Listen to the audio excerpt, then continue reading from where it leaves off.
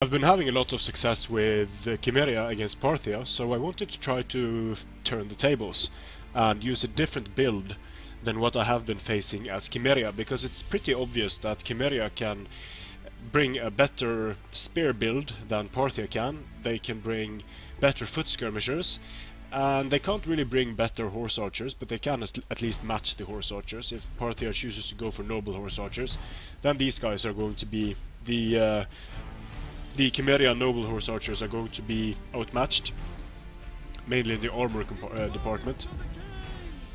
But if Cimmeria just chooses to go for a lot of hoplites, foot skirmishers, it can be difficult for Parthia to counter, but it is by no means impossible.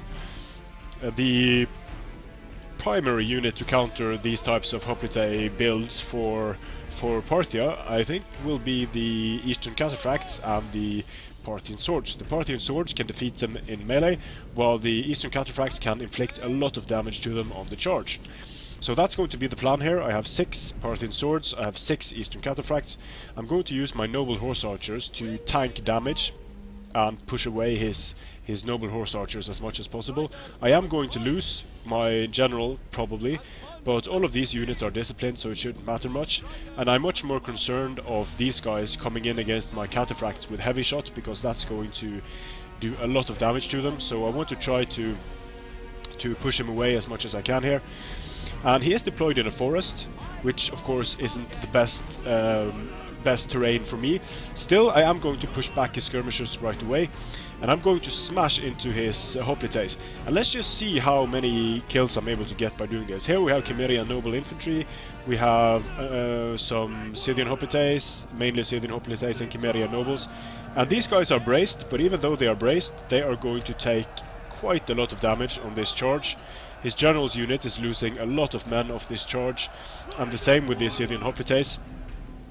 So them being disorganized like this and me pulling out is going to allow me to pour my swords in, my Parthian swords in, when these guys have already taken quite a bit of damage. And I'm losing cataphracts quickly here due to attacking those spears, but the second charge by my Parthian swords is going to absolutely tear through the Scythian hoplites, and they're almost down to half strength. That is going to enable me to break through here. And I need to pull out my... You can see these guys are tanking damage fairly well, not really getting many kills, but they are tanking the damage, which enables me to get my Eastern Cataphracts into his noble horse archers.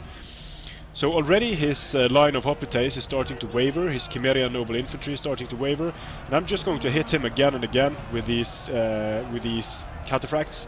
He could have gone into hoplite phalanx, but then he would have contracted his lines to a significant degree. And here you can see the violence that cataphracts can inflict even against hoplites. On the charge, these guys are going to demolish these units. And when you follow up with Parthian swords, the hoplites aren't going to be able to hold very well at all.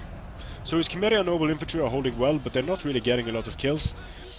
And here I am going into his step spears and his militia hoplites. The step spears manage to go into square formation, so they'll be able to stop the charge somewhat effectively. These Eastern Cataphracts are depleted, so I could have tried to go round and go for rear charges here instead, but I really want to keep the pressure on his picked peltasts. So I was able to get into them somewhat effectively, and this is going to hold them here, so they won't be able to withdraw further and allow me to move in this way. Over here as well, catching his hoplites on the move is going to be pretty important, because that's going to allow me to get more kills on them. He's putting them into phalanx and managed to turn them around, so the charge wasn't as effective as it could have been. But here you can see my Parthian swords have broken through the hoplite line. They are being charged in the rear by his noble horse archers. But the noble horse archers are not really effective in this type of scenario, especially not when they are getting rear charged by Eastern Cataphracts. But I think this was sort of a last measure type of move, trying to save his Scythian hoplite line while he could, and then try to rear charge my units while he could. But his lines have disintegrated. He is going to be able to inflict some casualties on my Eastern Cataphracts here with his Cimmeria heavy archers. But I'm getting a decent charge here. They aren't braced, so I'm going to inflict some casualties here. But these guys are going to die in close combat in this type of terrain when they are up against a lot of Cimmeria heavy archers, and mainly because they are they have this two-handed spears that are going to give them a 30 bonus against large. So that's a pretty massive bonus. But I have my Parthian swords here, and these guys are no match for the Parthian swords. So although there are a lot of units left on the field for my opponent, my most important units, the swords, are destroying units left and right. And the Cimmerian army is disorganized to a significant degree, so you can never think that you're safe just because you have a line of hoplites when there are cataphracts on the field, because the cataphracts are going to destroy the hoplites on the charge, and if there's follow-up infantry, the hoplites are not going to be able to hold. So here you can see the Scythian hoplites being surrounded and attacked in the rear aren't going to be able to hold for a long time. Same scenario over here, but my eastern cataphracts are getting destroyed by his horse archers.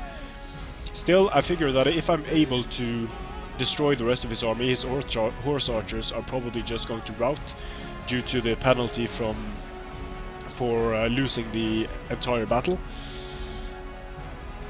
So these guys are not disciplined either, so they will care if the general dies. And I think the general is dead at this point.